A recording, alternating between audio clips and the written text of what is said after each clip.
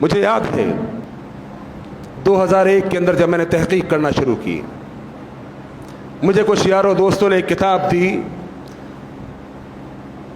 بڑی معروف کتاب اس وقت ذہن سے نکل گیا، نماز کی، نماز نبوی۔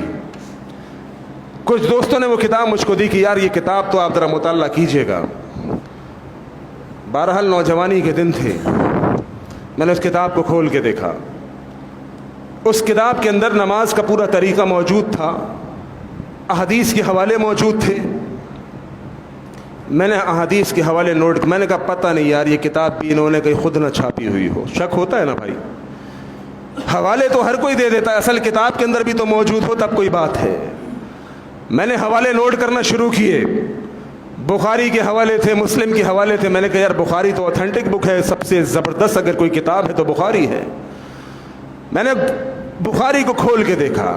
میں ایک اسکول کے اندر جاب کرتا تھا، Rakhshanda public school Orangi town میں، گھر میں تو تھی نہیں بخاری، ہمیں بخاری سے کیا مطلب بھائی، قرآن حدیث کو خود سے پڑھیں گے تو گمراہ ہو جائیں گے۔ گھر میں تو تھی نہیں بخاری، لائبریری کے اندر اسکول کے موجود تھی۔ میں نے کہا چلو یار کھول کے دیکھتے ہیں، ترجمہ بریلوی عالم نے کیا ہوا تھا۔ میں نے کہا چلو یہ تو اور بھی اچھی بات ہے، اگر ان اہل حدیثوں نے جو اس میں حوالے دیے ہیں بخاری کے اندر اگر وہ مل گئے تو ٹھیک ہے۔ میں نے بخاری کھول کے دیکھا، ہاں ترجمہ بھی ان کا اپنا بریلوی مسلک کا تھا۔ نماز کا چیپٹر کھولا، کتاب الاذان کھولا، کتاب نماز کھولا، کتاب الصلاۃ کھولا، سارے چیپٹرز میں نے کھول کے دیکھنا شروع کیے۔ اللہ کی قسم میں میرے رسول پہ کھڑا ہوں، وہ نماز نہیں ملی جو میں پڑھتا تھا۔ وہ نماز جو میں پڑھا کرتا تھا، یہاں تک کانوں کی لو کو ہاتھ اٹھا کے ناف کے نیچے ہاتھ باندھ کے رب کعبہ کی قسم اٹھا کر کہتا ہوں بخاری کے اندر وہ نماز نہیں ملی۔ میں بڑا حیران، بڑا پریشان، کیونکہ وہ جو نماز مجھے بخاری میں کتاب الصلاۃ کے اندر کتاب الاذان میں مل رہی تھی وہ تھا اللہ کے نبی نے کاندھے تک ہاتھ اٹھائے، اللہ کے نبی نے سینے پر ہاتھ باندھا، نماز میں رکوع جانے سے قبل، رکوع اٹھنے سے بعد اللہ کے نبی نے رفع دین کیا، اونچی آمین کہی، قدم سے قدم ملایا، خواتین مسجدوں میں آئی، میں حیران ہو گیا۔ مسجد پہنچا، میرے دادا کی مسجد تھی امداد العلوم نازن آباد میں ان کے پاس پہنچا۔ میں نے کہا حضرت بات یہ ہے میں تو بڑا کنفیوز ہو گیا ہوں، جو نماز میں پوری زندگی پڑھتا رہا نماز حنفی، وہ نماز مجھے بخاری کے اندر نہیں ملی، حالانکہ آپ سے ہی میں نے سنا ہے کہ بخاری تو بعد از قرآن کے بعد اس دھرتی کے اوپر کوئی صحیح ترین کتاب ہے تو وہ بخاری ہے۔ حضرت وہ نماز مجھے اس کے اندر کہیں نہیں نظر آئی، مجھے وہ نماز نظر آ رہی ہے جو اہل حدیث پڑھتے ہیں۔ کہا بات سنو، دلائل ہمارے پاس بہت ہیں، دلائل ہمارے پاس بھی بہت ہیں۔ یہ دیکھو تم دارالافتاء کے اندر بیٹھے ہوئے ہو، چاروں طرف کتابیں ہی کتابیں ہیں، لیکن ایک بات سنو۔ میں نے کہا جی فرمائیے۔ میں نے کہا کوئی عمدہ دلیل دینے والے ہوں گے؟ کہنے لگے ایک بات سنو، بات یہ ہے کہ ایک رات امام غزالی رحمۃ اللہ علیہ کے پاس شیطان آیا۔ شیطان نے آ کے امام غزالی کو کہا ہے غزالی آج رات تو میرے ساتھ اللہ کی وحدانیت کے اوپر مناظرہ کر۔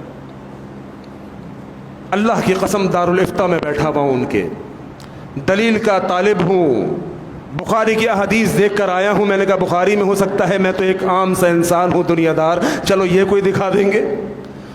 کوئی دلیل نہیں، ایک قصہ سنا دیا۔ کہنے لگے ایک دن شیطان امام غزالی کے پاس آیا اور کہنے لگا غزالی آج کی رات اللہ کی وحدانیت پر مناظرہ کر۔ امام غزالی رحمہ اللہ نے اللہ کی وحدانیت کے اوپر 99 دلائل دیے، شیطان نے 99 کے 99 دلائل کو رد کر دیا۔ بالآخر غیب سے یہ آواز آئی، کس کے لیے؟ میرے نبی کے لیے نہیں، نبی پہ تو وہی اترا کرتی تھی۔ غیب سے آواز آئی، بھائی غیب سے کون سی آواز آئی، کس کی آئی؟ یعنی اللہ نے کہا۔ بالآخر غیب سے یہ آواز آئی ہے غزالی تو یہ کیوں نہیں کہہ دیتا کہ میں بغیر کسی دلیل کے اللہ کو ایک مانتا ہوں؟ کہتے امام غزالی نے کہا کہ میں بغیر کسی دلیل کے اللہ کو ایک مانتا ہوں۔ شیطان وہیں سے رفو چکر بھاگ گیا۔ میں نے کہا اچھا پھر؟ وہ بیچارہ اپنی دانش میں سمجھا چکا تھا لیکن میری سمجھ نہیں آئی۔ میں نے کہا پھر؟ کہنے لگا آپ جا کر وہابیوں کو، اہل حدیثوں کو جا کر یہ کہہ دو کہ میں بغیر کسی دلیل کے حنفیوں کو حق اور سچ مانتا ہوں، وہ بھی شیطان کی طرح رفو چکر ہو جائیں گے۔